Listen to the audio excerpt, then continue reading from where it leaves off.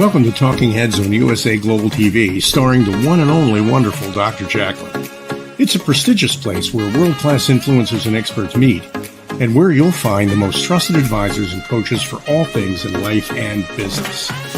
Visit usaglobaltv.com to sign up for our newsletter, get the value you need, and be first in line to learn about events and giveaways and other valuable content. Connect with us.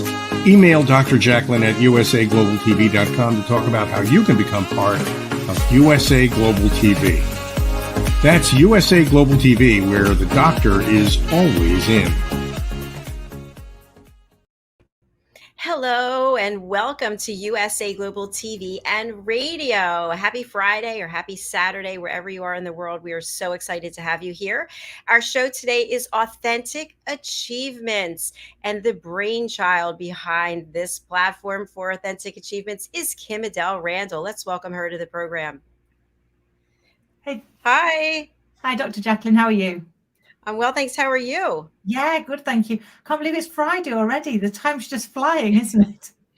It is. You know, I was thinking today as I was getting ready, it's Friday, but it's Fry-yay, right? Yeah. Fry-yay. And you're ahead of me by 5 hours. So how's it looking for later in the day? Yeah, it's looking good. And you've got to live a Friday, haven't you? Because you've got all the weekend to look forward to catch up with family and friends and do all those exciting things. But you also get that moment to be able to reflect back on all the stuff you're grateful for on the week that's just gone by. So I think I always have a massive smile on my face on a Friday, and obviously I get to come and chat to you and hear amazing stories. So what's not to love about Friday? Well, I agree with you. When I'm finished on Friday afternoon at 4:45 p.m. after I've been going since 10 of 9 a.m., I just think to myself, wow, look at all the amazing people I met, the fabulous conversations that we've had, and all the things that we've learned. And then I get really psyched up for the weekend because I get to catch up on my creative process and all the things that I'm creating in addition to the platform. So it really is truly a blessing. It is, and I love that moment of being able to reflect on, like you say, the amazing people we meet, the stories that we get to hear, the lessons that we get to learn, and then when you get that downtime, they flow into that creative part of you, don't they? And I know you've just become a songwriter, haven't you? I have. This song's called What I can't even speak. It's called What Was I Thinking Back Then? And I've written it with Madeline Chan, and we are performing it together. So we're both rehearsing it, and then a producer will bring it together because she's also over in the UK. So it's been so much fun. And it's also been kind of cathartic because looking back on my past before I started this platform, and what was I thinking?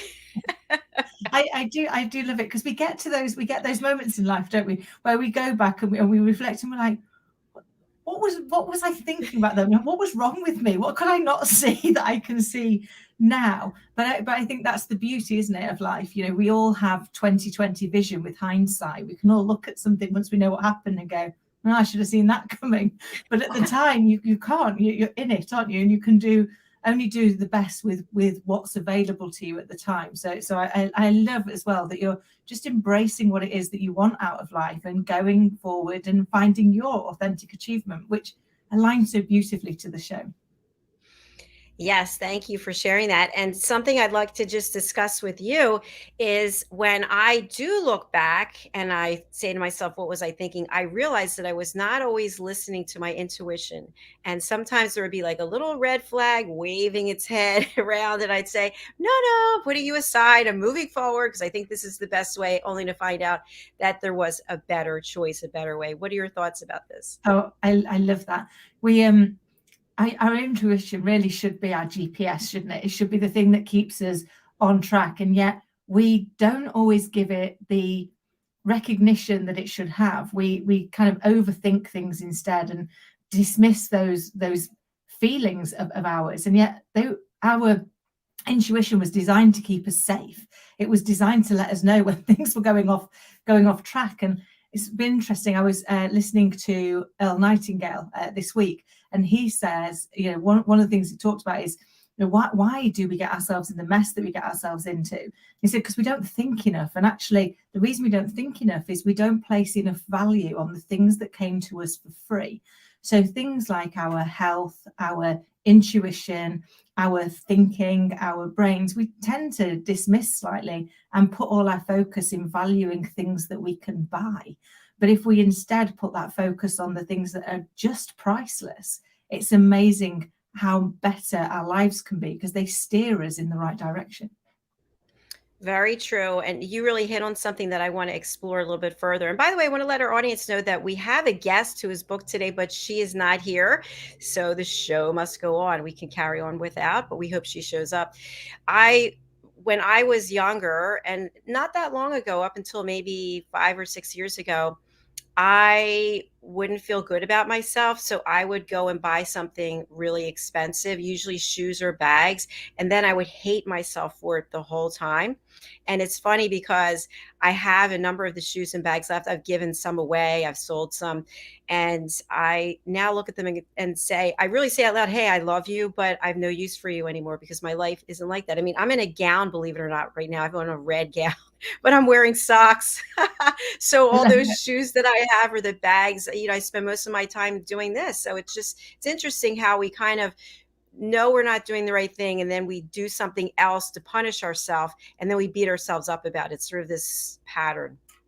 It's so true. And we therefore take away the joy that we got, because it's okay if we got joy from going and buying those shoes, even if it was momentary gratification.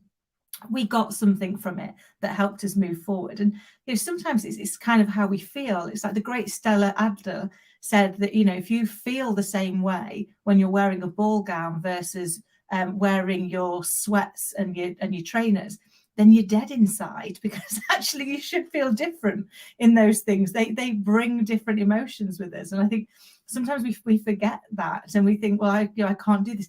I sometimes will trot around at home, and I might have my jeans on and that, but I'll put some heels on because they make me feel good. They make me feel a little bit taller and a little bit more confident. Maybe it's because I'm 5'4" and spend most of my life feeling like the shortest person in the room. But it's sometimes it's those moments, and I think it was Amy Cuddy, isn't it, who's got the amazing TED talk about standing in the power pose. So if you stand either like pretending you're like Superman or Wonder Woman or something for a few minutes before you go and do that interview, when you go and get that job, when you come on a show like this, then actually it's scientifically proven that it changes your psychology and builds your confidence. So you come out significantly more confident afterwards. So if you're watching and you haven't seen that yet, I highly recommend it. It's fascinating. And it really works, even if you feel just a little bit silly, stood in your kitchen, pretending to be Superwoman. I think that's true. I'm standing like that now. And I know when I'm posing for pictures, I always stand, and I do feel like I'm in my power. Just a quick story I wanted to share as a follow-up to the shoes. And I'm putting myself out there just because maybe it'll help someone else. But I was obsessed with a certain pair of shoes. And I went to New York and I went to Fifth Avenue where the Dior store was. And they only had 8 pairs of these shoes. And I had known about it because the person in the store contacted me, and they only had a 6.5 or something like a 10. And I think at the time I was a 7.5. So I was convinced I was going to get my foot into the 6.5 because I needed to have those shoes, and they were very expensive. So they did not fit, but I made it work. And they had sort of jewels that went around your ankle, like it crisscrossed and came up. They had Swarovski crystals. So long story short, I was invited to this black tie thing as the host date. And we were out dancing on the floor, and there were all these high society people there. And all of a sudden my shoes break and the crystals go flying across the ballroom floor. Oh, no. And I am not kidding you, I got on my hands and knees and crawled around picking up the crystals because the shoes were so expensive. And I ended up selling them on eBay for $500, just to give you an idea how much money they were. And I said to myself years later, you have a problem. That is the most ridiculous thing. And then I thought, well, they were really sitting shoes. I should have just been sitting in them. They weren't dancing shoes, if you know what I mean. But that's an example of doing something completely ridiculous and looking back and go, what was I thinking? I love that. And I have a similar shoe obsession to yours. And I remember the first time I bought a relatively expensive pair, albeit not really expensive. And I just got my first big job, massive pay rise. And I'd gone and looked at these shoes that often. I dragged my poor friend in about 7 times. And she was like, crying out loud, Kim, buy them. You're going to get visitation rights soon. You've been here that often just looking at them and like stroking them. And that was 22 years ago, and I still have that pair of shoes, and they are still one of my favorites, and they still bring me joy every time I open the shoebox to put them on. But some of the reason being remembering how much my friend ridiculed me on how long it took me to make that purchase, to actually commit and say, you deserve this. You can treat yourself to something that you want and not feel guilty about it. And I love that. I think that's fabulous. I think in the case that you just described, it sounds like you were having conflict as to whether or not you deserved it, whether you were good enough for it. And my conflict was the opposite. It was, I felt like I deserved it, but I couldn't afford it. Do you know what I mean? So it's like, why are you buying this? You can't afford this. You're not a movie star. You're not a Hollywood, whatever. And I also remember going to New York to Manolo Blahnik. That was one of my favorite. I have tons of shoes from him. And there were several movie stars in there. And they only had so many people in the store at the time. It was a small store and they had security there. And I was in there with the celebrities buying the same shoes that they were. But the difference was they could afford to buy those shoes. And I did, I couldn't. So I have to get a second job. And I'm thinking this is like a pattern of behavior that's totally dysfunctional. So I'm glad that I'm out of it. And I'm glad that I have I feel like the shoes are actually a work of art. I have a display case, and some of them, just one of the shoes for each pair is posed under the lights in the case because they truly are magnificent. There are some beautiful shoes out there, aren't there? That are just, some of them are just too beautiful to wear. Yes. Which are those ridiculous? We always have them just to look at them, but some of them you just think that they are just such a creation that it's nice to kind of look at them. But I did realize, I've moved house 36 times since I left home at 21, which clearly is a bit of a problem. And I realized that my shoe obsession was a bit of an issue when you're kind of thinking, do you know how many times I've paid to move these shoes? I'm still dragging them around.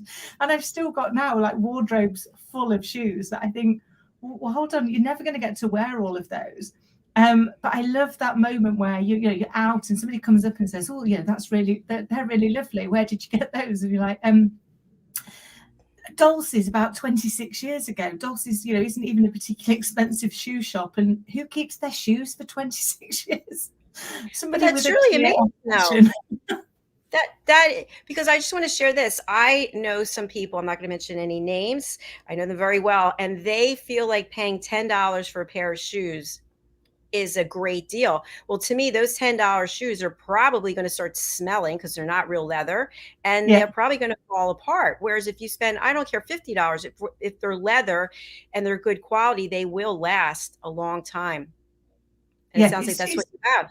It's true, isn't it? And you get that kind of retro piece. I've got a pair of, they're actually Converse trainers. And every time I wear them, people are like, oh, I love those. They're great. They're suede and they're really bulky. And they're like, when did you get them? Like 1984. So they're like the proper retro. But because they were such well-made shoes and I don't wear them that often, they've kind of come back round 3 or 4 times. And I think that's the thing you see in life, isn't it? Is that we live life in circles and things that went out of fashion come back into fashion. I left the 80s hoping to never see any of the fashion from the 80s come back again.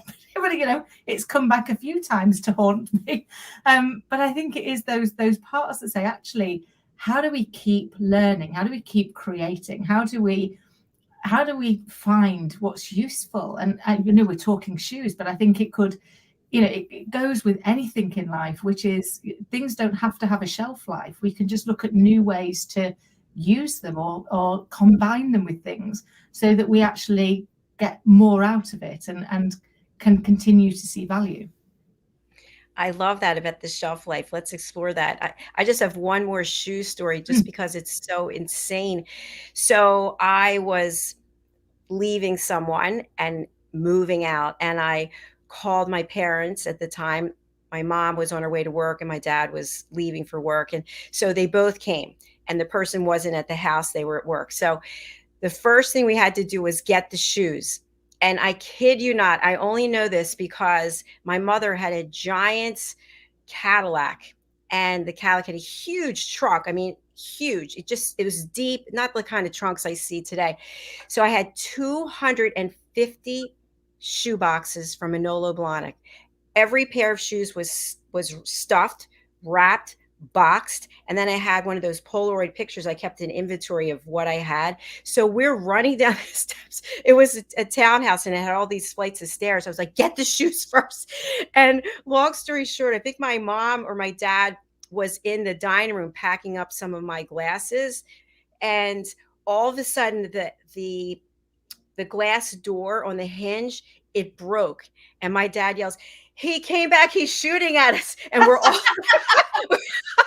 we're all crawling. Stay low, get the shoes out.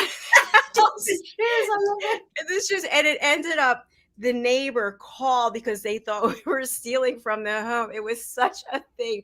I kid you not. When I look back, that's another one of those what was I thinking?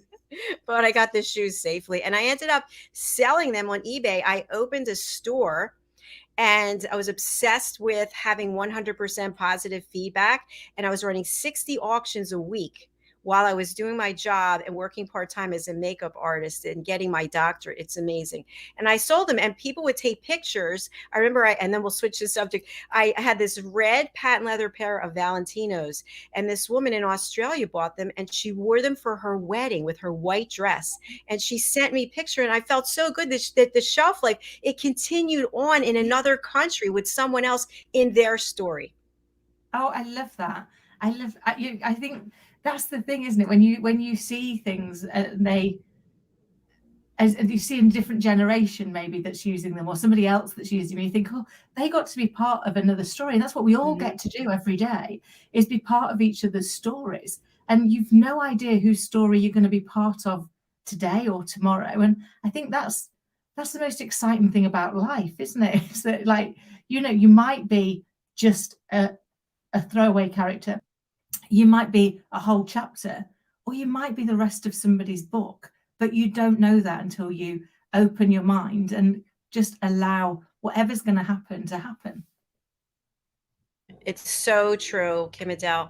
And I think everything we're talking about today, even making fun of ourselves a little bit, there's still achievements in there because we recognize the behavior. And you're sharing that you have shoes that are decades old and they're still bringing you joy. And I kind of feel like there are parts of us that are dated maybe, or they're changing with time, but they still bring value. Oh, I love that, and it's so true. I mean, me and my friends, we're all heading into our last year before we turn 50, and that has given us real pause to reflect and go, wow, when we were younger, 40 seemed like old, and now that we're nearly 50, we're like, oh, it's not that old really. Maybe it's not, but it allows you to go back and give thoughts to, like, what are the things I've learned, what are the lessons that I've taken. I know I often ask people on the show, what do you know now that you wish you'd known then? And on reflection, we couldn't have known that without having gone through life, without having moved forward. And I think, in every day I'm grateful, because who knew I'd get this far? Who knew I'd get to be this age and still be going? And who knows how much longer I can keep going? So I think it's really helped me to reflect on being grateful for every day, for every wrinkle, for every line, because it means I'm still here and I'm still trying, and I'm still hopefully adding some value to people. You are definitely adding value on this platform and on your own platform. So please don't even question that. I applaud you for 49. I'm 59, and oh my gosh, it's amazing. Well, it's interesting because thank you. I have been getting Botox in my forehead and here, and it's worn off. It's a year later. Normally I would have gone 3 or 4 times, but because I've been moving and going back and forth, I haven't done it. And I'm trying to embrace myself as I am, which is challenging because, and I'd be interested to hear your thoughts about this. my body has changed a lot, and it's been in the last 3 years, but up until then, I felt like when I did a certain amount of exercise and I pushed myself a certain way, I could eat whatever I wanted, regardless of my health situation.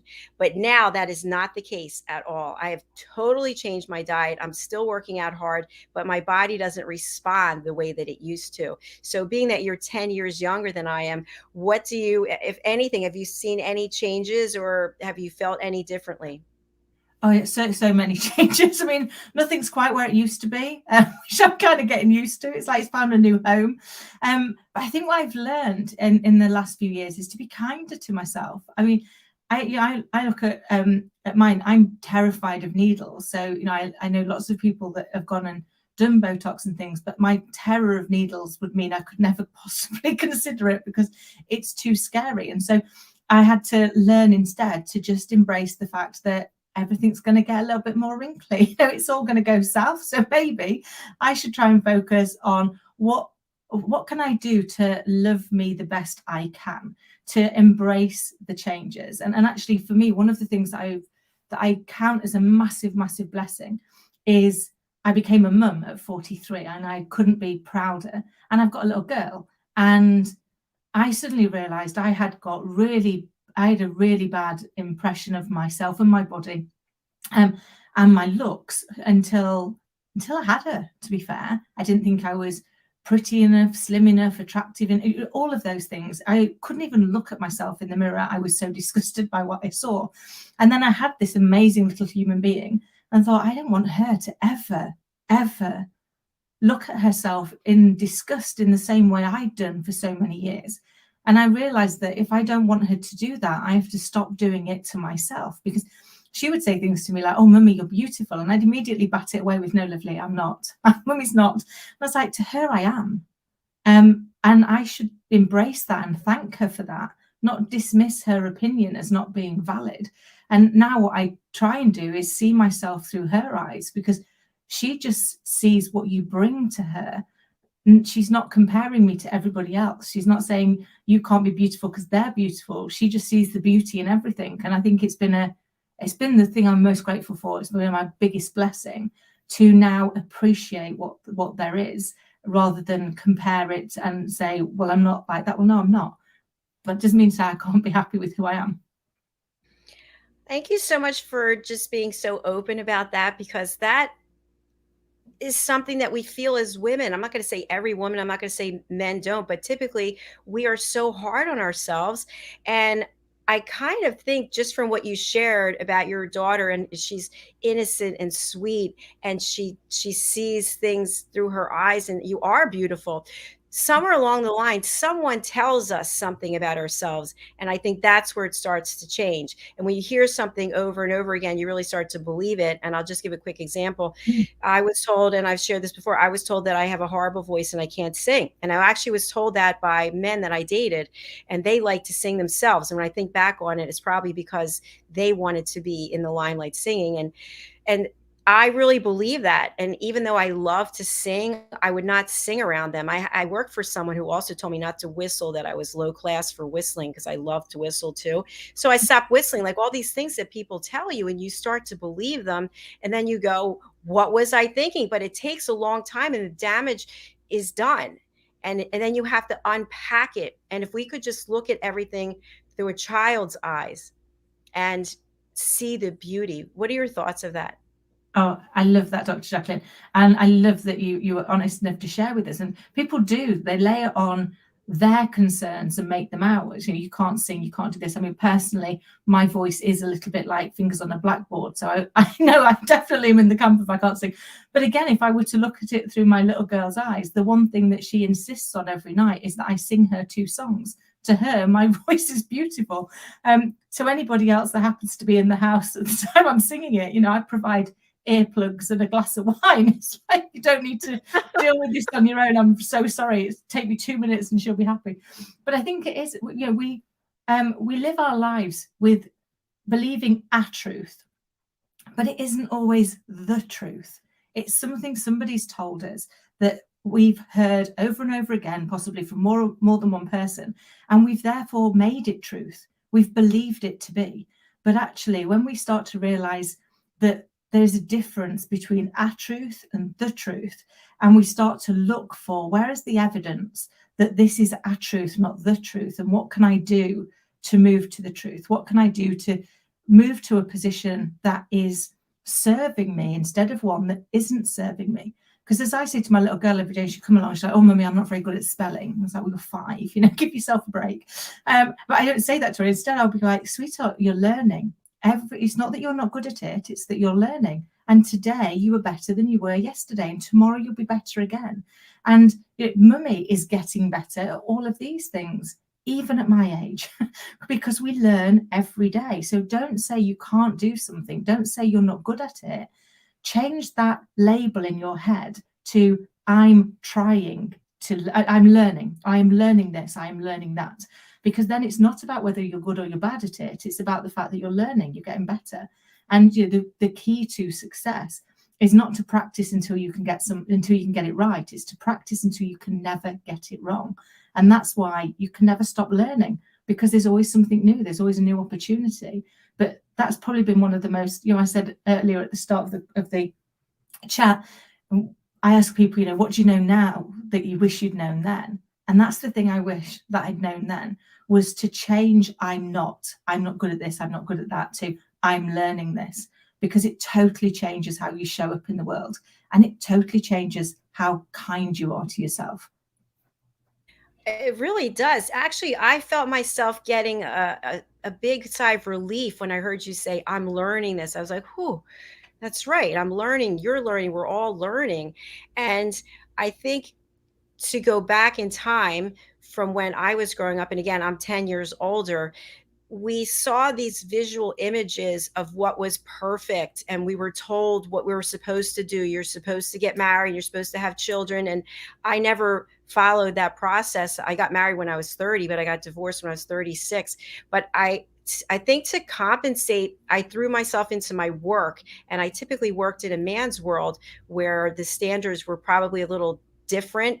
The perception was different. And I always felt like I wasn't good enough because men were telling me I wasn't good enough. And I was looking at the television and seeing these role models. Oh, look at her, look at this. I don't look like that. And so I love what you just shared about the authenticity that you have with your daughter. That's so real, that you're debunking any of these things that I was told when I was growing up, and letting her know that don't judge yourself. Don't put these high, unachievable standards that you have to strive for all the time. I think it's so important. I wish more parents were doing what you're doing. Oh, bless you. Thank you. I guess I had to unpick so much of myself and how harshly I had behaved towards myself for so many years. And I don't know if I've shared on this platform before, but when my little girl was 9 months old, I had a life-threatening illness, and I didn't think I was going to make it. And I remember going up to write the letter to tell her all the stuff I'd spent 43 years waiting to be a mum, and I was so excited to be a mum. And then I thought, I'm not going to be here to tell her all the stuff I wish that I'd known, all of the advice I wished to give her, all of that piece to say, you're so much stronger than you realize that you are. And I didn't know where to start the letter, so I went into a room, as you do, and watched her cuddling a teddy, dreaming about a day. And it hit me in that moment that the voice we talk to ourselves becomes the voice we teach our children to talk to themselves. And I felt like the world stopped, or maybe it was just my heart, but I vowed in that moment that I would do whatever it took to, if I survived, to ensure that I changed the voice in my head, that was not the legacy that I left her. And I realized that I can't just tell her not to think of that of herself. If I'm doing it, children don't learn by what we say. They learn by what we say and what we do and how we act. So it had to become who I was. So I've spent the last 5 years doing lots of counseling, coaching, learning about myself, understanding the statements that weren't serving me, and then learning how to change those so that I didn't keep repeating the mistakes, didn't keep turning up and having the same things go wrong in my life. But more importantly, that I didn't create that in my little girl, that I am doing, as we all do as parents, doing the best I can to ensure that actually she understands that she's a miracle, and she doesn't become her own worst enemy. Whew. Just touched my heart with what you shared. And I'd love to have you share with us after we take a quick break the fact that you became a mom at 43 as opposed to 23, and what you had experienced in your life, almost dying, the what you had to go through to even have her, versus, hey, you're 21, it's time to get married. You're 22, it's time to have a baby. Would you mind going into that when we come back from our break? Yeah, of course, I will happily. Okay, fantastic. So we are going to show a clip, something that I worked on for 5 hours. I picked out the music and put it all together, and it's all in support of elevated listening. And so our elevated listening team, a number of our members did a testimonial, and slowly, one by one, I'm customizing it to each person. So now we're going to take a look at Caroline Heward, testimonial for the power of listening, and then we'll be right back.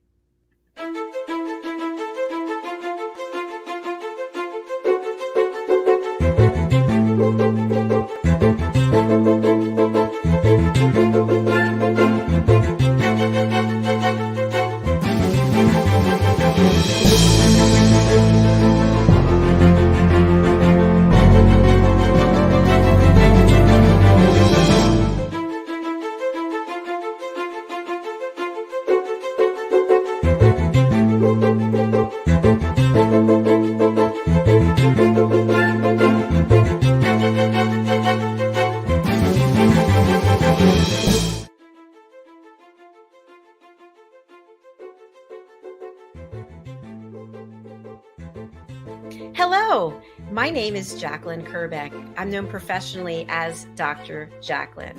I am the founder and president of USA Global TV and Radio, and I also am known as the listening mentor. I teach people to listen at an elevated level. The power of listening is an opportunity for people to watch role plays. When we watch these role plays, many times we can see ourselves in the role play. I teach people how to set boundaries as an elevated listener. And when we're listening at an elevated level, we're listening without judging the other person. My goal, my wish, my mission is for us to respect each other, hold again that safe space for people to share their comments, their feelings, so it doesn't escalate. It's not years of being unheard. I'm asking you to open your heart, open your mind, and open your ears to support a world of inner peace and elevated listening. Thank you for your time today.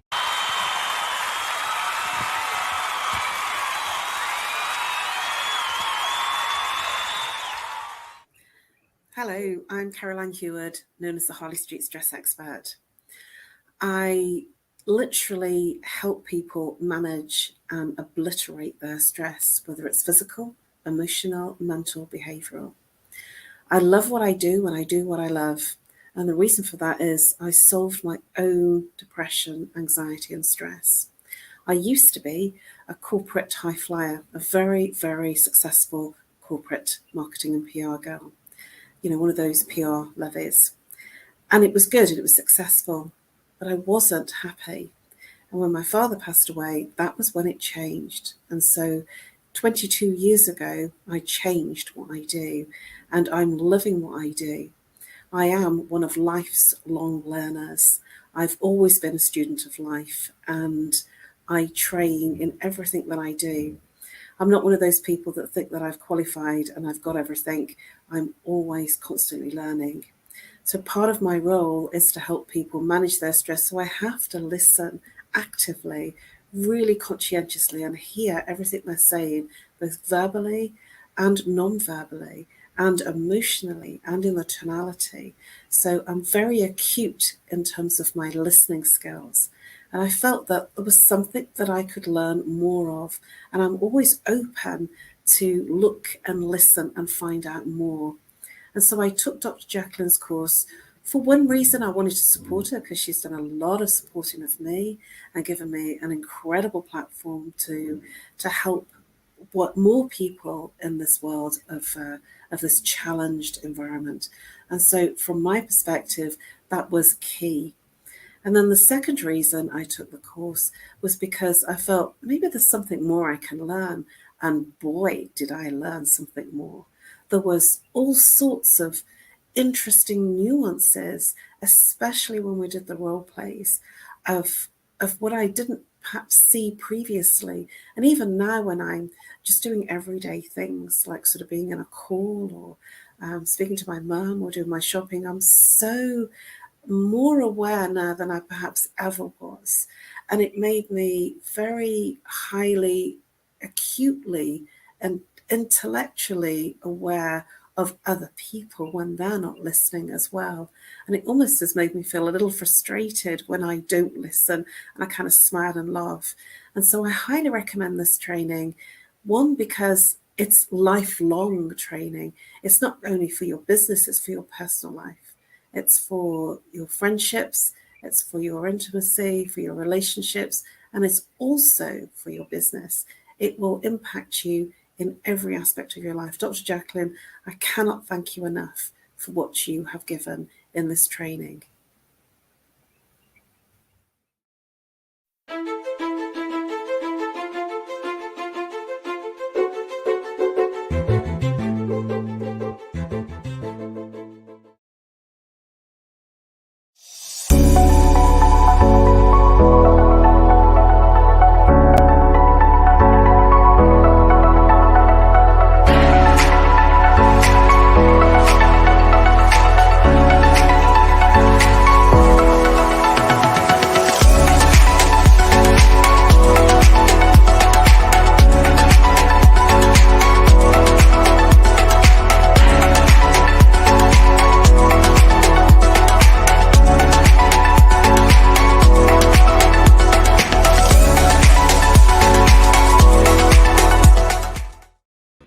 Hello, everyone, and welcome back to USA Global TV and Radio. I'm Dr. JACALYN KERBECK, and our show today is Authentic Achievements. And joining me and getting real, we're having a real authentic conversation here, so thank you for watching or listening. Let's welcome back Kim-Adele Randall, my co-host and friend. Hey, Hello. I have a you? question for you. Mm. What is a corporate lovely? A corporate lovely. I guess it's when in corporate life, you sometimes meet those really just genuinely lovely people that really understand the importance of people and the fact that the key to success, the secret sauce in life, is people. You get really good at people, you get really good at relationships, and everything else becomes so much easier. And I love what you do with elevated listening. It's about learning to listen, not to interject, but to understand. You already know what you know, but you don't know what they know. So if you can free up your space to go, tell me your story, share with me your lessons, I'm going to end up richer as a result of it. Whereas if I just share my lessons, I already know them, so I don't learn anything. So I think for me, it's those parts and the people that I've seen. And there are many of them that aren't corporate lovelies, unfortunately, but those ones really stand out, where they are making a difference. They're creating a space for the people that they interact with, where they listen to understand, they respect, and they appreciate them, that they allow it to be okay to disagree, because you disagree, you don't disrespect. And the disagreement is more around saying, tell me about that. And can we suspend judgment and swap it for curiosity? Instead of going, well, I've got a different view. And actually what we're going to have in this conversation now is I'm going to get louder and underline my point, and then you're going to do the same and we're going to fall out. To instead go, well, that's interesting. I've not considered it like that before. Could you tell me more? Let me understand. Let me see if I can see how you're viewing it, instead of being so wedded to my view of the world that I'm not willing to change. And I guess they're the people that have had the most impact in my corporate life. They've made me aspire to be like them. Thank you so much for sharing that. I was curious. Caroline mentioned in the video she was a corporate lovely, and I thought, oh, I don't know what that is. So now I do. And by the way, we have a comment from, I think, a new viewer. My awesome biz coach, listening is key. Yes, it is. Thank you for watching and commenting. We'd certainly appreciate that. So before the break, I teed up the idea of continuing this authentic dialogue. You became a mom at 43 and you almost died. And that's pretty significant. And we think about, and I mentioned I'm 10 years older than you. Growing up, it's like, oh, you're supposed to get married, you're supposed to have kids. So what do you think was the value or the key life lessons in those 20 years, maybe that you waited or you just, whatever the situation was before you became a mom? What can you share with us on that? Yeah, so I think life has an amazing way of throwing you a plot twist. I often joke with friends that if I were to ever write my memoirs, it would be 3 divorces, a stalker, and an evil inner critic, because sadly those are true. So I did get married at 21, as was the thing to do. And unfortunately it didn't work out, and we tried for children and didn't have them. And then I got married again at 31, and again we tried really hard, but we weren't blessed with children. And then that marriage unfortunately also came to an end. And then when I was in my early 40s, I met who became my third husband, and I got pregnant. And I was over the moon. I was so overjoyed, because I'd spent so many years trying and assumed that just wasn't what I was put on the earth to do. And unfortunately, I lost that one, and I was bereft. And I was so mean to myself. I used to walk around not feeling like I deserved any sympathy from anybody. And I remember telling myself, 12-year-olds can do this, Kim. 12-year-olds can have babies, and you couldn't. You couldn't keep that baby safe. I have such sympathy and empathy now for who I was then and how cruel I was to myself at that time. But then the light at the end of the tunnel is, having thought I could have no children, I got pregnant. And even though I lost it, the doctors were able to say, you got pregnant once, you can probably get pregnant again. And so I did, and I had my little girl, and she's definitely my North Star. But life doesn't always stop from wanting to give you the next lesson. I as I said, when Scarlett was 9 months old, I had what was my second potentially life-threatening illness. And then my third marriage broke up, and it rolled forward a year, and I was still desperately trying to be a good mum and run a big corporate job and do all of the other things. And I ended up in intensive care with double lung pneumonia, and realized life was telling me something needed to change. I needed to do something different. But it wasn't until I then went through having to deal with a stalker, having to go through the courts when I got out of hospital, that I realized that actually I can joke 3 divorces and a stalker, but there's a constant in there, which is me. So what is it? What was I doing? How was I being? How was I showing up that allowed these things to happen?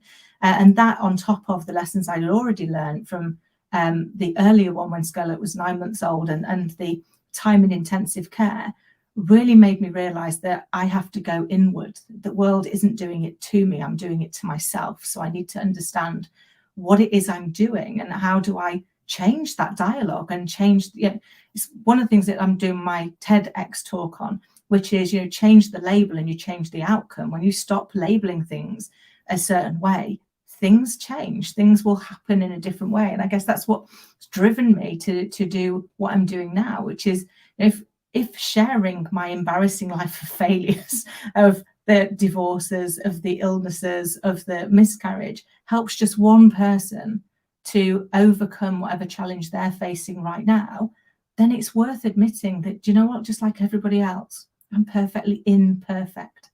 I make mistakes, but it's not the mistake that defines us. It's what we learn from it and how we move forward and try and leave things better than we found them.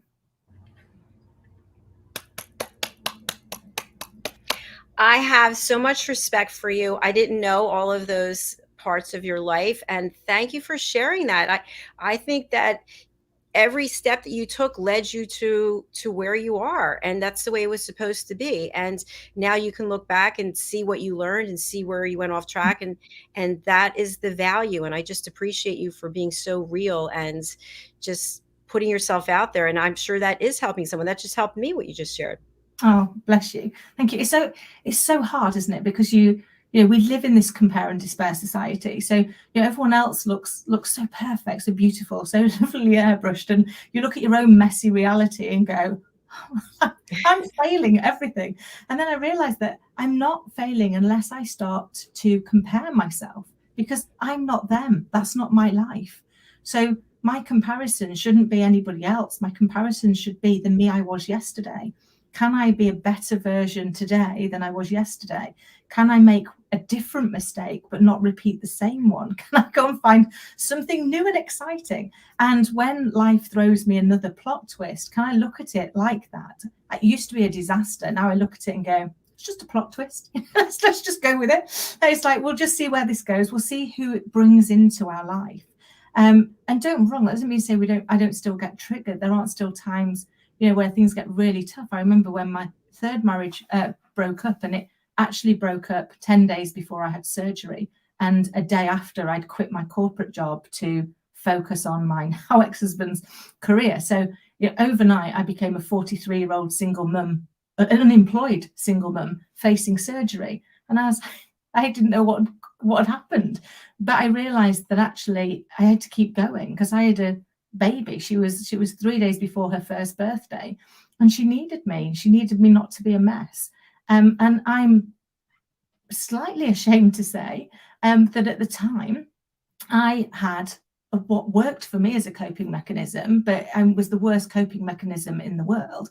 I worked out that if I started crying at 8 p.m, as long as I finished crying by 2 a.m. in the morning, nobody'd know, because it was in between her feeds, and it was long enough that when I got up to go to the job that I started 5 days after he left, without looking like I've been slapped around the face all night with a wet fish. So I did it. And I did it for 4 months. And I didn't tell anybody that that's how I was feeling. I didn't trust that anybody else would be interested. I didn't want to be a burden.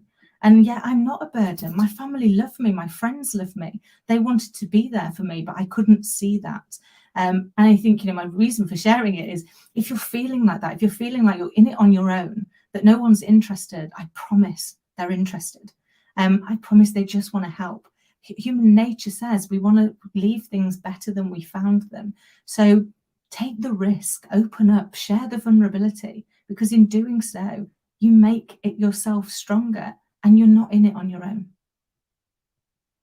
Oh my goodness, Kim-Adele, everything that you're sharing today, it's just touching my heart. And I know it is other people as well. Follow-up question I have for you is, when you were there, what you just described, 43, unemployed, husband left, facing surgery, mother, at some point when a person is confronted with so many things at the same time, there's a line, which way am I going to go? And you took a certain approach that you were going to cry between this time and this time because you had so much pain and you didn't want anyone else to see it. Sometimes people go down a different path, and the path is, I don't want to be here anymore. I don't want to step up to this. What do you think it was? Was it the strictly because you had your daughter? Because sometimes people are parents as well, and they're just like, you know what, she's better off, he's better off without me. I'm just going to end it. What do you think it was that kept you going forward? So mine was definitely my little girl, and I get that depth of despair. I get that depth of, in my most melodramatic moment, I remember laying on the floor of the kitchen, like racking sobs. I couldn't breathe. And I actually started to think I didn't know how to breathe. I was that lost. I didn't know how to breathe. And clearly I knew how to breathe. I'm still here. I'm still breathing. But in that moment, that's how lost I felt. And then she cried. And I remember going, because she'd woken up, and I went upstairs to her. And so I'm going to get emotional, so forgive me. But she saw me crying, and she leaned out and she went to wipe away my tears. And I remember thinking, I never want her to feel that sad. And I realised how sad she'd be if I wasn't there. So she absolutely saved me. Sorry, forgive me. But she was my saviour. Oh, I'm crying now too. Sorry, Well, it's not entertaining for people, is it? Everybody sob all over you, so I apologise. no, But but life sometimes gets us, doesn't it? Life sometimes needs us all to be vulnerable. and what if I can just ask you to take us just another step into your process. When you think back now, what are some of the feelings that are coming up when you see yourself lying on the floor and her coming to you and wiping away your tears? Today, what are you thinking when you look back on that? So I guess today I feel such empathy for both of us. At the time I didn't. I had no empathy or sympathy for me. It was all my fault. Everything was my fault. I was in the world of I'm not good enough. I'm always alone. I don't deserve any of these things. And now I look back with empathy for that woman. And I know that woman was me. So I'm not completely schizophrenic and have moved the two apart. But I couldn't see me for who I was. I couldn't show any sympathy. And I also am so proud that this little soul that I've been blessed with, that I've been given the privilege to look after, to hold until she's able to grow into whoever she's supposed to be in the world, that I was blessed with her, that compassion, that kindness, and that pure love. And we have that love for other people. But I guess what she's taught me, and in return I'm trying to teach her, is we have to also have that level of love for ourselves. We have to be able to say, do you know, if I made a mistake, it doesn't, and I say this to her all the time when she gets things wrong, it's like, look, you've made a mistake. It doesn't make you a bad person. It doesn't make you an unkind human being. It might have been an unkind choice. It might have been a not great decision, but it doesn't make you a bad person. So recognize that you are a good person. You come from what's in your heart, and your heart is full of love and full of joy and full of care and wanting to leave things better. You make mistakes, just admit them, learn from them, and be kind to yourself. Go forward and do something different. Make a new mistake, but don't make the same mistake. And if we can learn to be kind to ourselves on those things, and we can learn to look at them as just that, we are human beings. We will make mistakes. That's kind of how we're designed.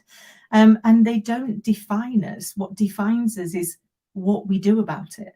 When we take the mistake and we say, I'm really sorry, it wasn't my intention, it was my impact, but let me see how I can now move forward and do something different, do something better. And don't get me wrong, there were moments. I mean, I literally started this job. It was the week after, it was the Friday, I vividly remember it, Friday after my husband had left, just before I started was going in for my surgery. And I sat in this interview, which was supposed to be for delivering some coaching. And they sat there and they said, we're not going to go with the coaching, Kim. And I remember thinking, please don't cry, just don't cry.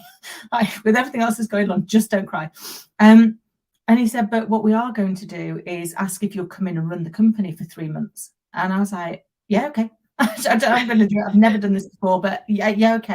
I need a job. I need focus. I need to be able to do something. He said, it's going to start next Wednesday. And I was like, that's fine. I've just got one challenge. The following week on the Tuesday, I'm delivering training for another company. So I'm already delivering training on the Tuesday and the Wednesday. And then I've got another day in 4 weeks' time where I'm delivering training. But apart from that, I can do it as long as you're comfortable with that. And he was like, absolutely, let's start. So I started on that Wednesday. And the following Tuesday, and I never told them this, clearly they'll know it when they hear this. The following Tuesday, my training was actually my surgery. So I went in and had surgery on the Tuesday. They let me out on the Wednesday, and I was back at work on the Thursday because I needed to be. I needed focus. And what I realize now is it was a way of coping. It was a way of coping was to say, just keep going, just keep doing, just keep being what everybody else needs you to be. And I remember I met some amazing people who've become good friends since, and they said afterwards, we assumed your marriage had broken down long before. We had no idea that you'd got a health scare and you were having surgery because you were so together and you were so compassionate to everybody else. And I think that was because at the time I was so uncompassionate to myself. I didn't deserve anything. And that got me through until it didn't get me through anymore. Until actually that was, I needed to go back and say, you can't just keep being resilient. At some point, you're going to have to change the change the dialogue. My best friend, who's been my friend for 40 odd years, was like, I can't decide if you're incredibly strong or incredibly stupid. I was like, probably a little bit of both. But at some point, kindness has to come in as well. And it took me a lot of years to learn that. And I'm hoping in sharing my vulnerability, it helps people to go and find a way of being kind to themselves. Oh, Kim-Adele, I have to say, for people who just would look at you, it looks like you have everything. It looks like you've been blessed, and then to have a child later in life, and yet you have been literally through hell and back. Yeah, and I think it was funny. Somebody watched. I've got a little brief video of the synopsis of bits of my story, but not all of it. And I remember somebody watched it, and then they came back to me and they were like, "Do you know, I'm 1,000 times more likely to hire you now than I ever was before, because I look at your profile and you've got a big smile on your face, and you look like nothing in the world has ever gone wrong for you. You've had a big corporate career. You now coach individuals or businesses on how to grow, on how to be bigger, and yet, like." We're kind of there going, well, what does she know? She's never actually gone through anything challenging. She didn't yet, just scratching the surface of what you've gone through. You've gone through a lot that's challenging. I was like, I have, but people have gone through a lot worse and a lot more of it. But I guess we never know what's going on behind the scenes. We don't know. And I've had people from the organizations that I was working in during all of these times, during the times where I was, facing surgery, say, we thought you were a swan before, no matter what was going on, companies facing liquidation, and you were helping them come out the other side. And they said nothing ever looked like it phased you. You were still the same person. You were still pleased to meet everybody. You were always willing to listen. You were always willing to lend your ear. And we assumed that was because you lived a perfect life. And yet now we realize you didn't. I was like, but that's the secret. Nobody does. Nobody lives a perfect life. Because we wouldn't learn and grow if we did. And yes, mine might have had a few more plot twists than I would like. But I'm grateful to every one of them, because it's taken me to 49 to say, I'm proud of who I've become. And I wouldn't have become this if I'd not gone through those, because I think we grow through our pain only when we go through our pain. Such a powerful share, that everything that you're bringing us in, you've opened the kimono, so to speak, to let us see a little bit about what you went through, what your life was like. And I think also, when our lives are messy, when we are sort of out of control, we want to hide that from other people because we feel we'll be judged. And I'd love to ask you a follow-up question, which is, when you were offered that incredible opportunity, something that was not what you thought you might be offered, you said you had training instead of surgery. Was that because you thought if you told them you're having surgery, they wouldn't hire you because they'd be afraid of the outcome, or what were the reasons? Yeah, so it was absolutely that. I was worried that if I said to them, I've got surgery next week, then their concern would be, well, hold on, you're having surgery. It was relatively, any surgery is relatively major. You're going through a general anaesthetic. They bring with them, all kinds of risks and challenges, that they'd go, well, what if she goes through the surgery and she's ill, or she can't come back after 2 days? Because who really would go back to work 2 days after surgery? Because I remember my surgeon saying, Kim, you can't do that. And I was like, no, you're fine. I've made some adjustments. Please talk to me about these adjustments, Kim. And I was like, well, you've said I can't lift anything. I can't carry anything for fear that they'll rip the stitches and cause untold damage. So I'm not going to attack. I've literally stripped my bag back to just a laptop, a phone, and a purse. And it was like, you think that's an adjustment? You've come out of surgery on Tuesday night in Manchester, and on Thursday morning you're going to get on a train from York to London and work for the day. And I was like, yes. And at the time, now I like laughing back to the start of the story, Dr. JACALYN, when we were first having these conversations, like, what was I thinking? Now you kind of look at it and go, what were you thinking? So you literally had just come out of major surgery. But I guess, that had been something that has been a constant of mine. When I had my little girl, we had 36-hour natural labor, and she wasn't coming out. So they said, you're going to have an emergency C-section. And I was like, okay, fine. There's no other way to get her out. Let's do that. And I remember them wheeling me into surgery, and I climbed off the first bed and climbed onto the second. They were like, we think you might actually be made of steel. And then they gave me the first piece of drugs. So I'd had nothing, no gas, no air, nothing at this point. They gave me my epidural and wheeled me in to have the C-section. And I had it, and the greatest joy in my life is I actually got to see her being born. Because although they've put the screen up, there was a stainless steel light above me so you could see.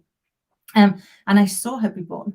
But then, after that, they carried her off, and I remember them saying she's losing too much blood.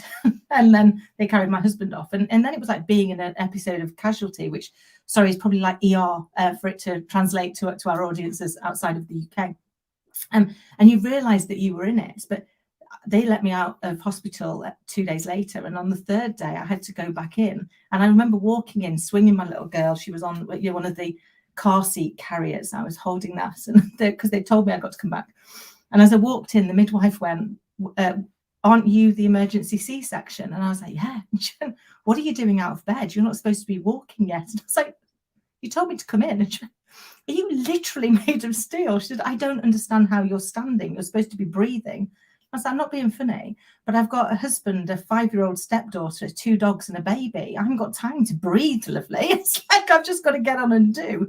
And it's only now when I look back at my life that I realise that in those moments where everything felt overwhelming, my safe space was control. My safe space was just to keep going, to just ignore what my instincts might have been telling me and say, no, keep going, you're fine, you've got this, you're fine, you've got this.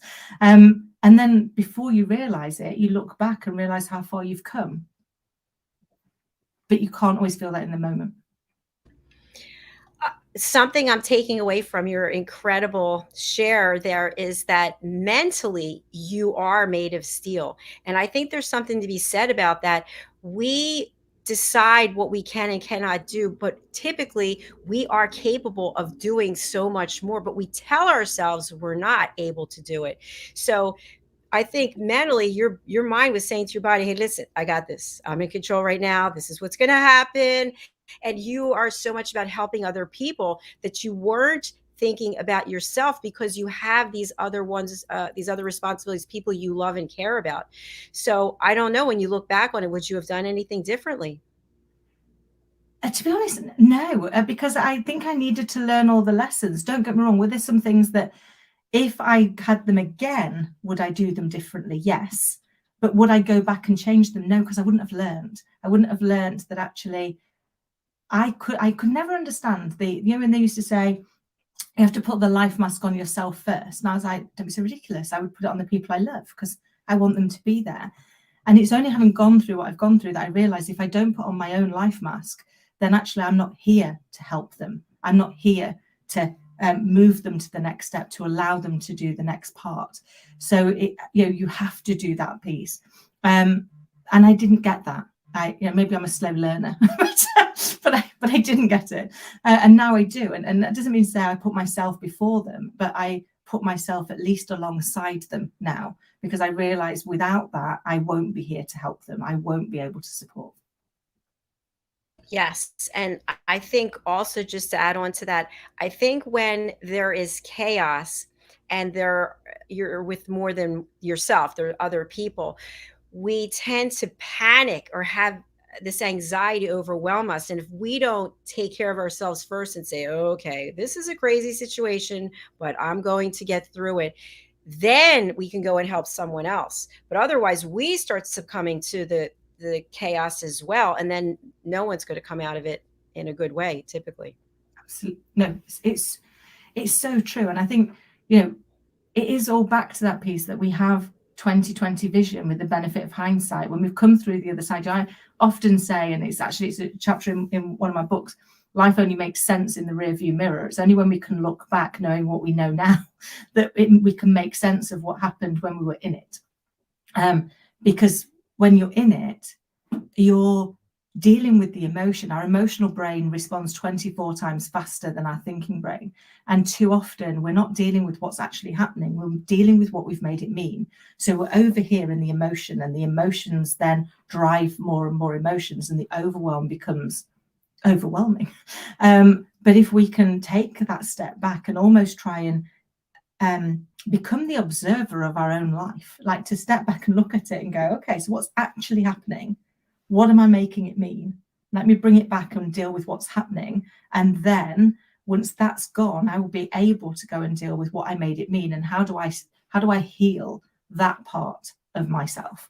How do I get help to heal that part of myself so that I'm no longer harming myself in the same way? I'm no longer dealing with those emotions that aren't actually helping. And it's one of the reasons why I went to qualify to become a face whisperer, was to say, you know, if we could understand each other's emotions, if we could see what there is that's out there, maybe we could step in and make a difference. And you know, I've seen videos with people that, and for famous people that were taken sadly the day before they killed themselves, and we say there's no signs, but when you know what to look for, there were signs. And I think it's got to be, I always think the reason why I never did do any more than a fleeting think about not being here anymore was because I didn't want to be a burden. And I thought, well, if I went, then people are going to feel guilty, or people are going to feel sad. I didn't think I even warranted making them feel like that just to make me stop feeling bad. So I think for anybody who unfortunately does, they must feel like they have absolutely no impact, and that's heartbreaking. And I think if we can do anything to help anyone that's feeling like that, to say, reach out. You know, I'm always here. If you feel like there's nobody else, then get in touch, because there's always somebody who'll listen. And if you can just keep talking, you can get through it. You'll get through to the other side, and you'll look back and see just how much you've grown. Kim-Adele, fantastic. Just so vulnerable. And what you're saying is resonating with me in so many ways. We have a clip, actually. If you're wondering, people, what's going on, because we're still on the show. Our show after this, The Power of Etiquette and Manners, Philip Sykes couldn't make it today, so we were going to run an older show, but we'll just keep going as long as you have time. We do have a clip that I'd like to show right now because it ties in exactly with what you just shared. So let me take down this banner, and then I will roll this clip. Oh, wow. Just touches your heart, doesn't it? I feel for anybody who's lost somebody like that, and I feel for anybody who feels like that, because it's heartbreaking when you're there. But if you can just trust that if you're vulnerable, someone will catch you, and maybe we can save somebody else from going through that. Yes, it's just so timely that you said that, and then we got this clip from Helena Shard and Ian Palm Turner. I think also something else that I just want for people to think about is when you do help someone, it feels really good. Yeah. So the point is, people are available, interested, willing, want to help, and it does something for them too.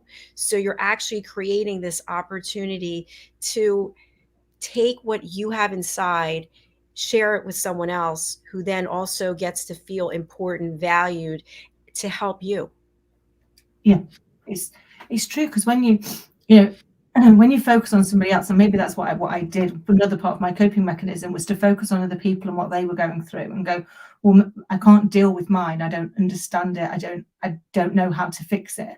But if I can help them with theirs, then, maybe, I'm a big believer in karma. Is that if I can help them with theirs, then maybe that means the universe will help me with mine. So I can keep moving forward, because I'm going to leave them better than they found them. I'm going to show them that there is a path. I'm going to hold their hand while they get to the other side. And although I didn't realize it at the time, in doing so, they were holding my hand and getting me to the other side. So, when we help others, we help ourselves. Because we learn that we add value, we can do something, we've got a purpose.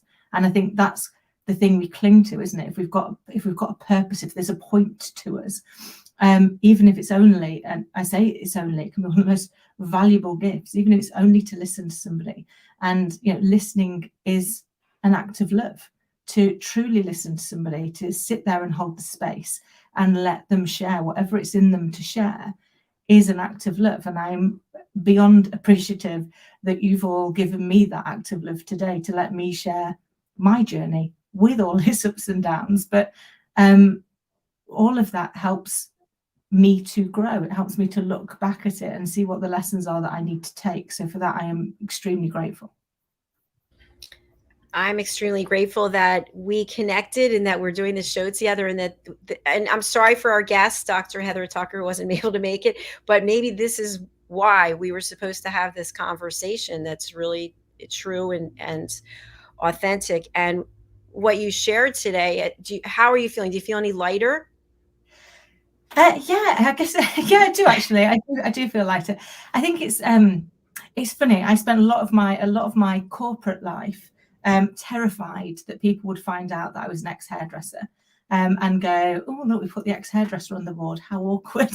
And yet it was funny. I was interviewing one of the guys who actually recruited me into a job many years ago. Poor soul, interviewed me for 3.5 hours. And I remember laughing with him and saying, bless you, there must have been nothing about me that you didn't know by the end of it. And he said, you've often shared that you thought people might go, what if we put the hairdresser on the board? He said, and I'll tell you, that was one of our questions. He said, but I remember at the point we were going to appoint you and everybody was blown away by you and what you could do. He said, we found ourselves catching ourselves for a moment and going, are we really about to put the hairdresser on the board? He said, so it was a consideration for a nanosecond, and it wasn't, and then it was absolutely, yes, we are. So my biggest fear had been, what if people found out? Well, they knew. They'd seen the CV, it wasn't hidden. So I'd kind of created that. And I think, I look at kind of sharing today, there's a large part of saying, well, we're in a world where we're supposed to look successful and we're supposed to look like nothing ever bothers us. And that, we live this blessed life that, we wake up in the morning and it's all sunshine and roses, and that we drift through life with no problems. And heaven forbid anybody finds out that we're fallible and we're vulnerable, and that things have gone wrong, and things continue to go wrong sometimes, because we don't want them to know that we aren't perfect. But we aren't perfect. And actually, once you share that, once you put that vulnerability out there, then you do become lighter. Because if I tell you that I've been vulnerable, you can't really use it against me. What are you going to do? Tell everybody I'm vulnerable? I've told you I'm vulnerable. I've shared with you what I'm vulnerable about. So it's already there. It can no longer be used as a weapon against me because I've already shared it. So you automatically become a bit freer of it. You automatically are able to decouple yourself slightly from the emotion of it, because you're learning from it, you're growing from it. And the more you retell it, the more you learn from it. So it's been something I've never wanted to share for a lot of years, because I didn't want people to realize that my life was quite so messy. I would view it as a kind of car crash of disasters. But now I look back at it and go, you're missing all the good points. You only looked at the things that went wrong. You didn't look at all the things that went right. And I realized that we live in a world of polarity. I think we've shared this before. For every up, there's a down.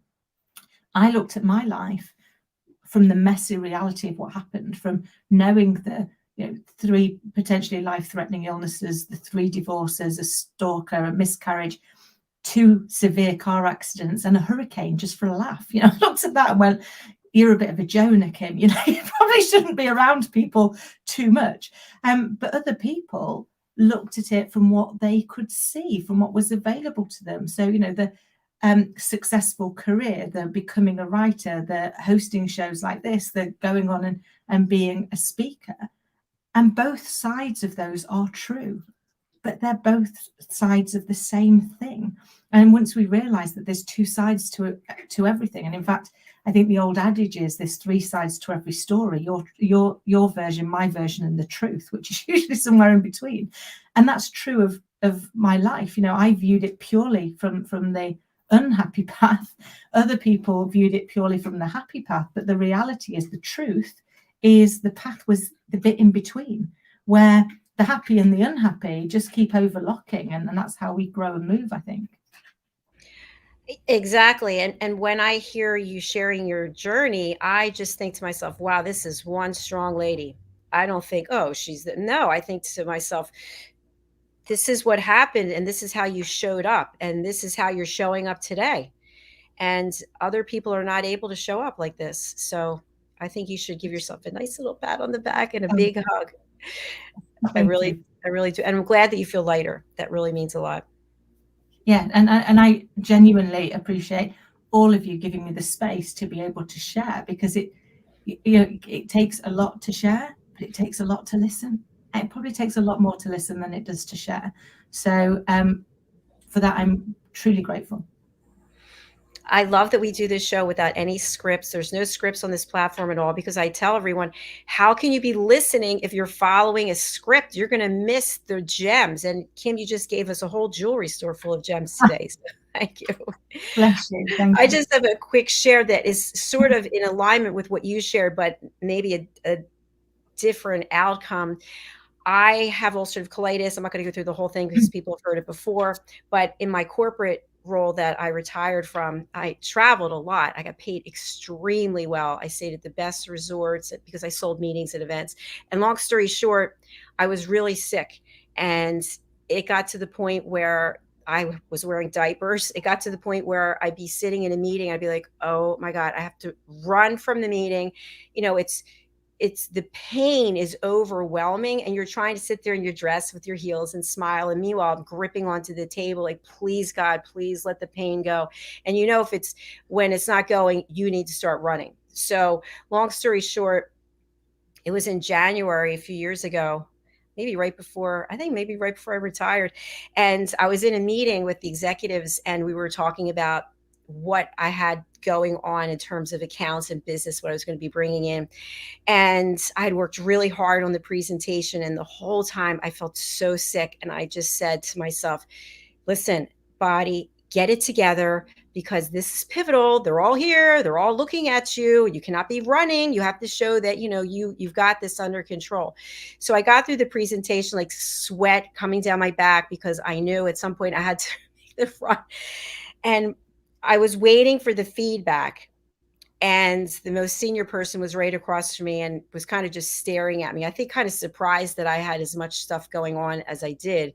And then the other person, another executive, he looked at me and he said in front of everyone, do you think you have the energy that it takes to keep doing this job? And I remember feeling like a knife had been stuck in my chest and maybe one stuck in my back.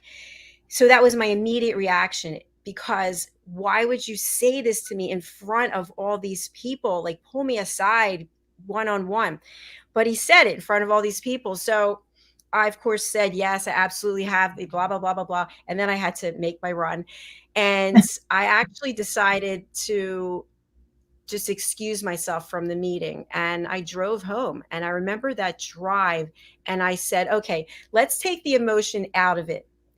Is there any validity to what he just said?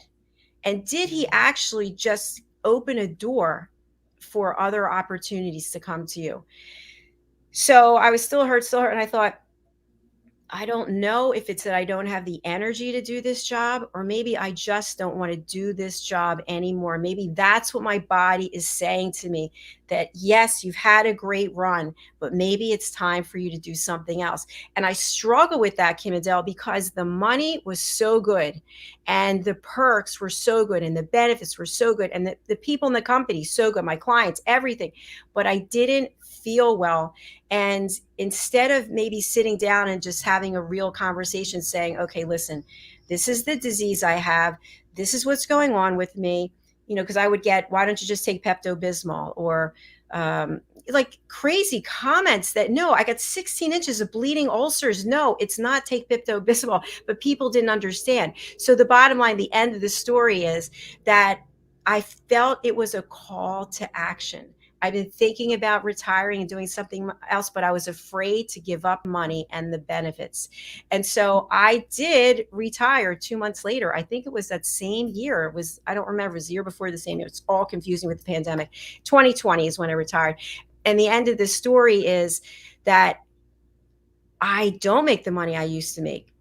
I don't travel. I don't have the benefits I used to have. I'm behind this green screen, but I'm overlooking an incredible view of people out there on their jet skis and on their boats. It's amazing. But I didn't need the money. And the benefits, yeah, benefits are expensive when you have your own business. So I don't have the same level. So I'm doing what I can to adjust my health so that I eat right, I get enough sleep, I drink enough water, etc. So where I'm going with this to wrap it up is that that comment that was so painful was actually a gift. And my body had been telling me over and over again, 6 months of every year, I'm sick, running to the bathroom 50 times a day. I kid you not even making it, lying there in my own waste, to be totally honest with you, saying to myself, oh my God, I could have just slipped and hit my head on the shower. But the truth is that I didn't want to see it for what it was. And even though I wasn't transparent exactly with everything going on, I told him I had ulcerative colitis, but I don't know that he understood that. He gave me a gift, and here I am today. Oh, I love that. And thank you so, so much for sharing. And I can only begin to imagine what you must have felt like in that moment when, you know, you've gone to all that effort, despite everything that's going on, that you're digging deep, that you're finding the resilience to keep going, to kind of keep showing up, and then to have somebody that you trust to pull the rug out from under you, to stab you, to almost, you know, in that moment, I can't begin to imagine what that must have felt like. And you know, the fact that you were able now to kind of keep going and look back and see that it was a gift, it was a blessing. And I think sometimes maybe that's our lesson, isn't it? You know, the thing I've learned in life is that everything that happens is either a lesson, a blessing, or both. So if it doesn't feel like a blessing, I look really hard for the lesson, because it will be there. I just need to keep looking, because it's there to teach me something, even if at the time, like you say, at the time, it doesn't feel like a gift, doesn't feel like a blessing. But I think, you know, when the doors close, somewhere they open a window, and we just have to keep looking for that window. Absolutely. And I also just want to share that the person who made that comment is someone I really have a lot of respect for and I admire, and I still consider as a friend.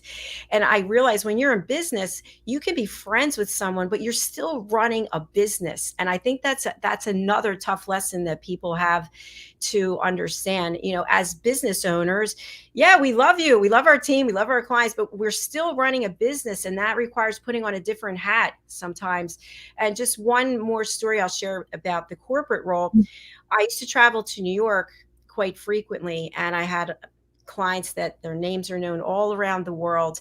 And I love that part of the job, especially when they had like a company store. You get to go in and buy everything for a really great deal and be a brand ambassador, really. So I was going to New York for this one trip, and it was a very important meeting. And I was traveling with one of my team members, a person I really have a lot of respect for, even to this day. And I had been very sick, again, with the ulcerative colitis. And I knew what it was going to take for me to go to New York. I knew it was going to be 2 days of not eating, just drinking little sips of water, mentally getting myself psyched up, because there's that, I can't explain it. It's this incredible feeling of, oh my gosh, am I going to have to go to the bathroom? Like yesterday, I went for a walk for 2 hours, and the whole time I was like, okay, I know where the bathrooms are, in case, because you never know. You never know. But mentally, I talk myself off the ledge. So to end this story, I got myself together. I was dressed to the nines. I had to take a train. I was meeting him on the train, and where he's talking just small talk. And the whole time I'm thinking, please God, I don't want to use the bathroom this train. I don't want to use a train bathroom. Train bathrooms aren't nice. But it was consuming. And then as we're walking, leaving the station, walking, not knowing where any restrooms were, and then getting to meet the client, and then having to present, and knowing that you're presenting to, you know, C-level executive, one of the biggest companies in the world, and you may have to run to the bathroom. And to end this story, got through all of it, And my team member said, let's go get something to eat. Now I can't eat anything, and I don't even want to be, but if I'm going to eat, I want to eat in a hotel where they have a whole bank of bathrooms with high ceiling and music, and they're spraying air for whatever it is. We end up going to this little restaurant with one bathroom with like the round knob that you turn, and people have to wait in line to get in. And he kept saying, why don't you order something to eat? And he's ordering like 3 courses. And I'm thinking, oh my gosh, I just want to get out of here and get on the train and get back to safety. And I had spoken to him again. I really respect this person. If he ever watches this, I have the utmost respect. But I tried explaining I cannot eat. If I were to eat, my digestive system starts working. Once it starts working, it hits the 16 inches of bleeding ulcers and goes, ah, wrong roadblock here. So I think he still didn't get it. And the bottom line is that's happened so many times in my life. And I bring it up because don't judge someone else. Don't take what someone's sharing with you and minimize it because you don't understand it. And we do this all the time. Oh, you'll be okay. We're trying to be encouraging, but what we're doing is we're dismissing the other person. And it comes to listening. If someone is bearing their soul and telling you, they're not asking you to be a hero. They're not asking you for a solution. They just want to get it off their chest and share with someone. What do you think, Kim-Adele? Oh, I love that. And thank you so much for sharing, because it takes a lot, doesn't it, to be vulnerable, to share your vulnerability. But I think you're right. I think sometimes we just want someone to listen, not to help, not to have an answer, not to placate us, not to do any of those things, just to listen. I think it's one of the most powerful gifts in the world if you can just listen and suspend judgment for curiosity. Instead of thinking, oh, they want me to fix this, just be curious, ask more questions, understand a little bit more, be interested, be genuinely interested, because that can go so much further than anything else that you could do. Is if they'd have been more curious with you, like, okay, so what could we do that's going to make this easier, that's going to make this more comfortable for you? I don't understand, I don't have it, so help me understand, how can I create the right environment that you're going to feel more comfortable? Could you tell me a little bit more about that? Then that might have empowered you to be able to say, well, instead of going to this restaurant, can we go across the road to that really big hotel? Because that's going to make me feel so much more comfortable. For those reasons, could we find a compromise that sits somewhere in between? But we sometimes don't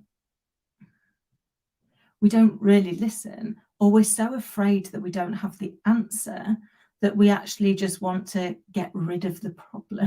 It's like, if I placate you, if I let you know you're going to be fine, then the problem goes away, so I don't have to worry that I don't have the answer.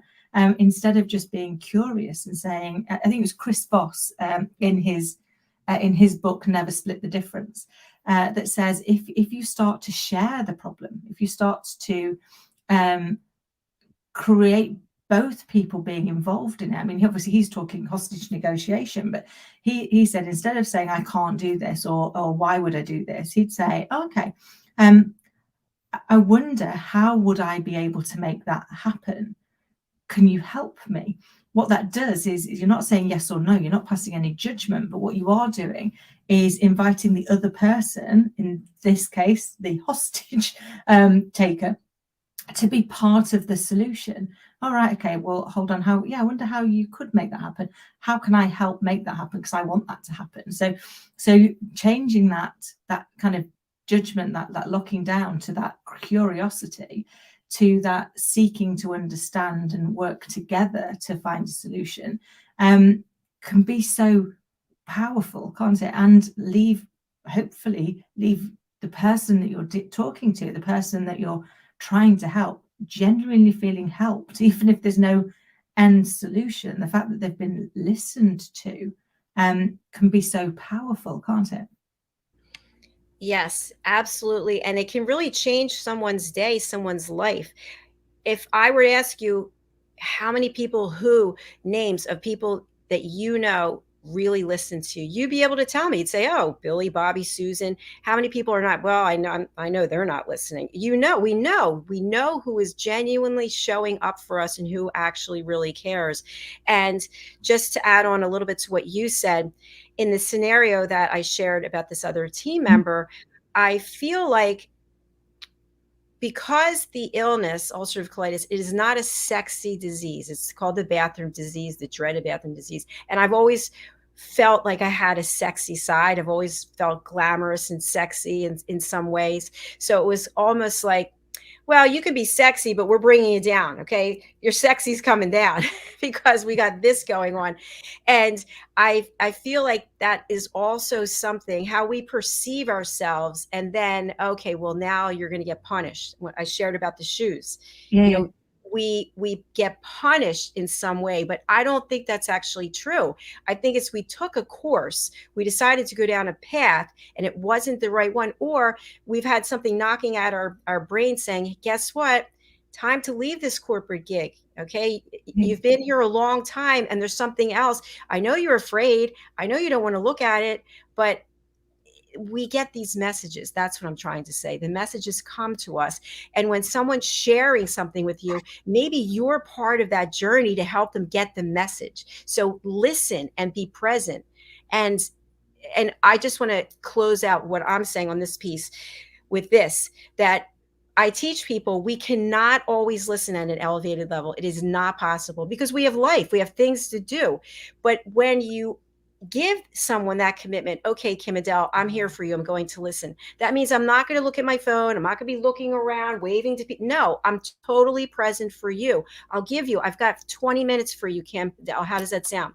And then if that doesn't work for you, then we figure something else out. But show up and be genuine when you make that commitment to listen to someone. And I'm going to give you the final words as we close out this, I think, very insightful show. I hope that people are enjoying it. And I love what you were saying, that maybe it's about the lesson, but maybe it's about, and I completely agree with that. I think maybe it is the lesson, but maybe the lesson isn't always, I think I'm sexy and it's giving me something that's going to dial down my sexy. Maybe it's a piece of saying, this doesn't define whether or not you're sexy or not. If you're sexy, if you feel sexy.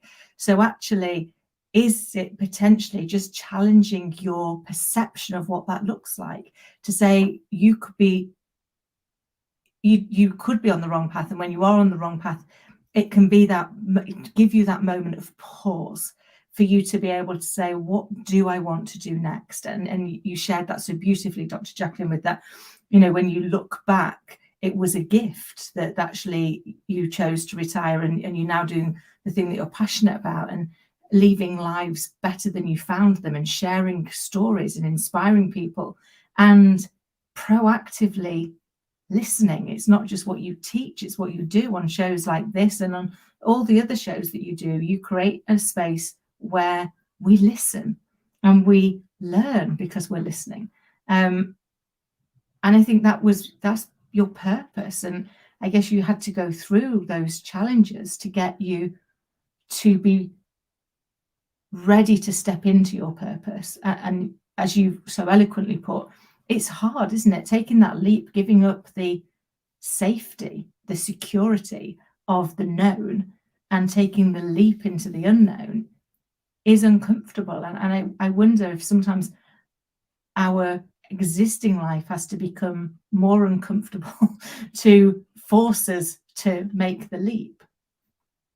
Yes, and I really appreciate what you said about the sexy. I'm looking at it in a different way now, so that was really helpful to me. And you shared that you've moved 36 times. I think I've moved 13 or 14 times. And I think when it comes to money, when it comes to things, we realize each and every time we move, I have so much stuff. What do I need with all this stuff? I don't, and then you have to find a place for this stuff. And it's so much pressure. I can see why people just say, you know what? I'm going over and living on an island. I'm making straw hats. I'm going to interview people on the beach. But as we move, each time we let go of things. And I think it's a realization, especially during this pandemic, as I mentioned, the life that I used to have, always dressed up, I would go out to dinner 4, 5, 6 nights every week. And I'm not judging, but I'm saying we change and we realize when it comes to the money part of it, staying in a job that maybe isn't for you anymore, pursuing in this career where signs are waving, flags are waving, hey, because we're so attached to the money. Do we really need that much money? Oh, I don't know. I love that. And you're right, we do let it go. I remember once, because you move, don't you? And well, I move a lot. And you try and unpack all the boxes. And I got a couple of boxes that I'd not unpacked. And we'd been there for 18 months and I'd not touched them. And I took them to charity. And I remember my friend saying to me, aren't you going to look in them? And I was like, no. If it was valuable to me, really valuable, if I needed it, I'd have taken it out by now. Because all the things that were important to me, like the photos of loved ones and the books that I lived to read, they were already out, they were displayed, they were up. I said, so clearly it's just things that I thought I needed, I thought I wanted, but if I really wanted them, I would have needed them by now. And just that letting it go without going in, digging in where I'd convinced myself I needed them really, because, I've not used it in 17 years, but you just never know, Kim, it might come in handy tomorrow. It had been the way that I'd lived before because I was just accumulating things and using that accumulation to be a form of success. It's like, oh, well, I'm successful because I accumulated all of this stuff. And therefore, all of the disasters in my life aren't really disasters because look at all this stuff that I've got that I'm now shipping around the world and trying to find houses that will home it. I think once you realize to let go of that, you realize the things that are really important to us are the memories, the people that we meet, the lives that we touch, the lives that touch us. And you carry those everywhere because you carry them in your heart. I am smiling back here because I have boxes in the garage that have been there for 2 years and I walk by them and I say, I'm just going to give it away. I don't even know what's in there. I don't care. Exactly what you just said. And when I went I'm in New Jersey now in the United States. When I went from New Jersey to Florida, I shipped these great wardrobe boxes filled with shoe boxes and they're in Florida. And when I was leaving Florida, I thought to myself, they're still in the boxes. I'm not wearing them. I am not shipping them. But there was part of me going, oh, but you paid so much money for them. And the other part of me said, yeah, that was 10 years ago? They can stay in the box. Nothing's happening to them. So I hope people will take away just from this part of the show that we accumulate things and then we define ourselves by these things. And then we're held hostage by these things. And then we spend money for these things to find space I'll get a storage unit. I can't tell you how many times in my life I've had a storage unit for my things. And I never even went to the storage unit. I have to keep paying a month. It's insane. I love that because it's true, isn't it? It's like we've spent all this money and then we go, we've spent all this money on it. So now I'm going to spend even more money on it because I spent money on it in the first place. But you're not using it. You're not loving it. I had this with my parents. They downsized last year. So they lived in their last house 20 years, and we had to kind of downsize it. And explaining to my mum, and she was like, "Oh yeah, but Kim, so and so gave me that, or so and so gave me this." And I was like, "But I get all of that, but you're moving from a 7-room house to a 4-room house. It's not going to fit. We're going to have to. You've got to be able to live in it. You've got to be able to feel comfortable with it." So one of the things that we did with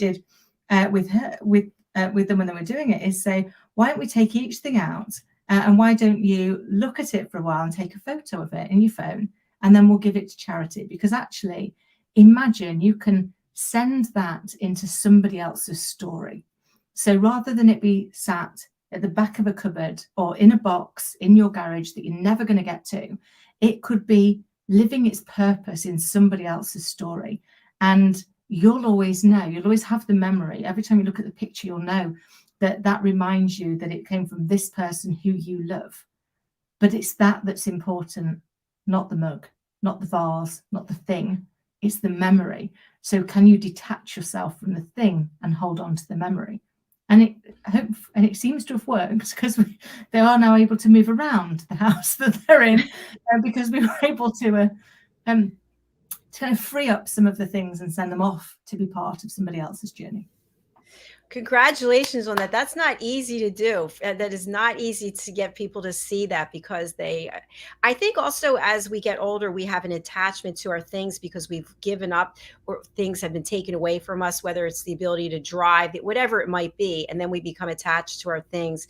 And just, I said one more comment, one more comment, which is when I left here in New Jersey in November, we had a bunch of food and a bunch of things, and someone suggested just putting them in the trash. And I said, no, I'm going to give them away. And it wasn't that easy to give them away, believe it or not, making phone calls, especially about frozen food.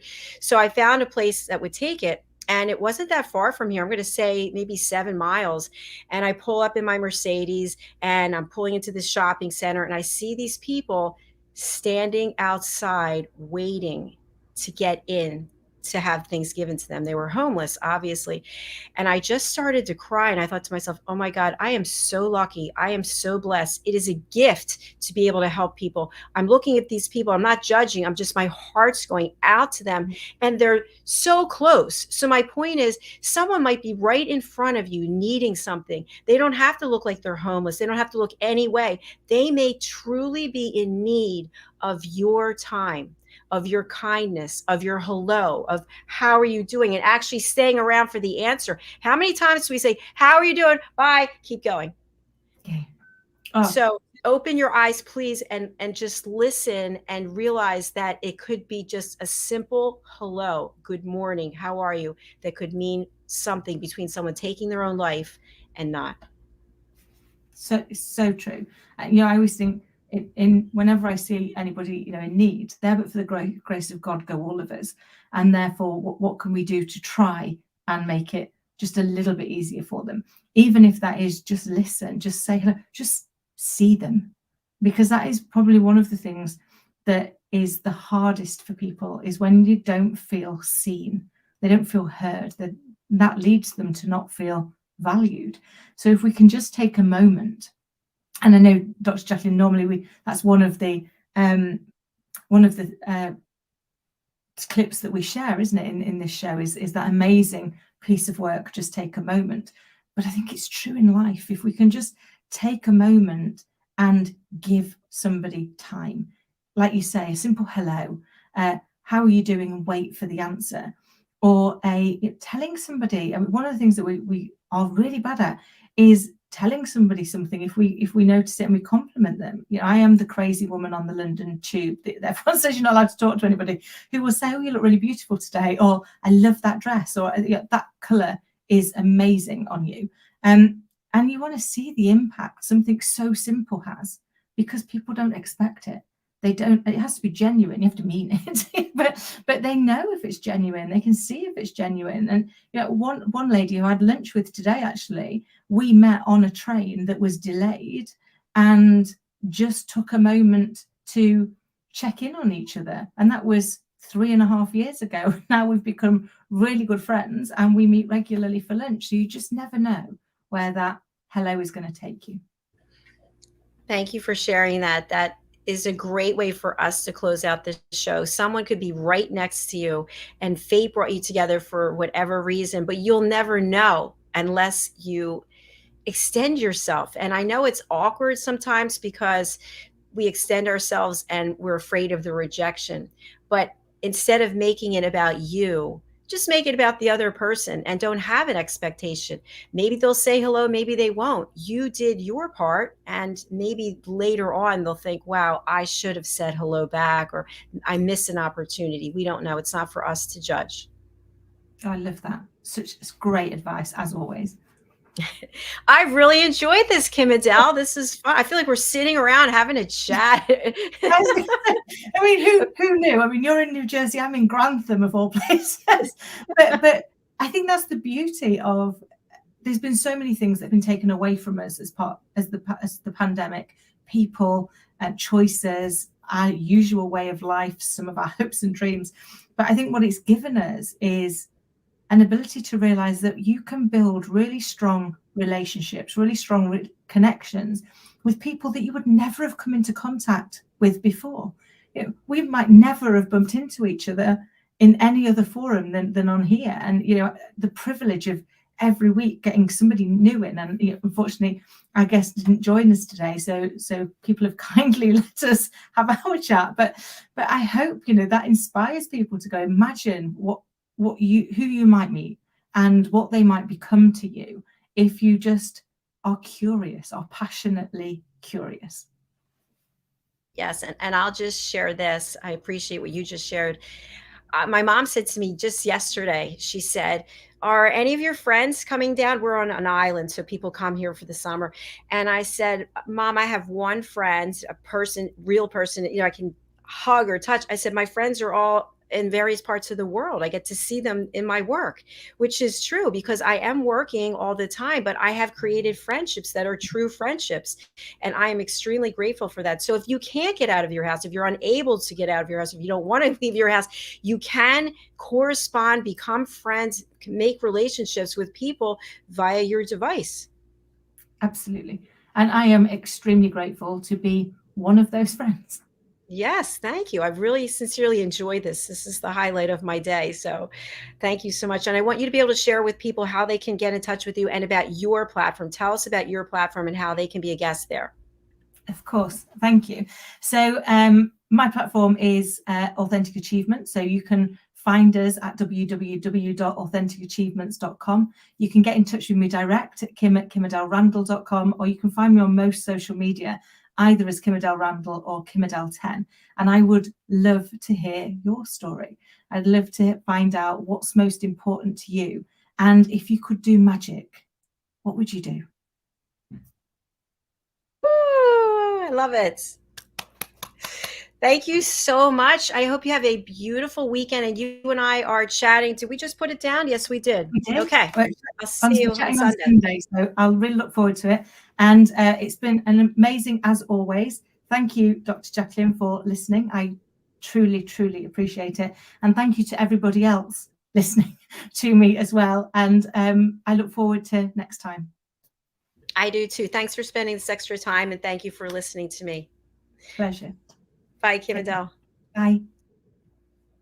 And thank you to those of you who stayed with us during the double show, I have to say. We have a number of shows coming up, but before I get into that, I just want to ask you to extend yourself to someone every day. Just a simple kindness, a hello, maybe opening a door for someone, asking someone how they're doing, and really listening for the answer. And taking to heart that people typically are not interested in a solution. So don't feel that pressure that, oh, if I listen to what they're saying, I have to have an answer. I have to.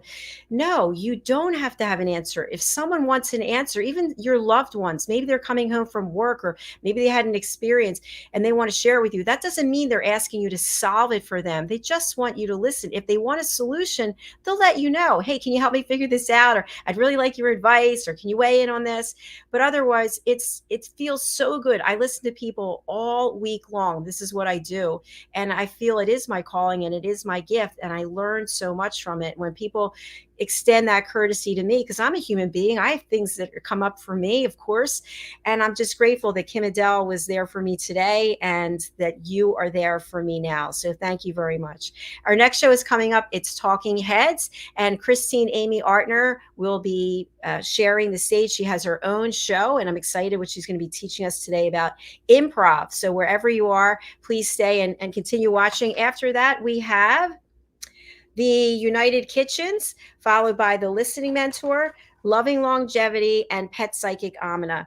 If you would like to know where you can find our shows, that they're all in nicely grouped playlists, it's over on our YouTube channel, which is USA Global TV. And you can subscribe to our channel. We'd really appreciate it. I love to find out the demographics of who's watching and where they're watching from. And it's interesting, over on YouTube, it's always in the 90 percentile of men are listening. So ladies, where are you? We need your support. Please go over to YouTube and subscribe to USA Global TV. It's men 45 to 54 in the United States and the UK. And I'm just wondering, where are all the ladies? We'd love to have you join us. All right, thank you again. I'm going to go over and meet Christine Amy Artner and produce the show for her. And then I'll be back for the rest of the shows the rest of the day. Bye for now.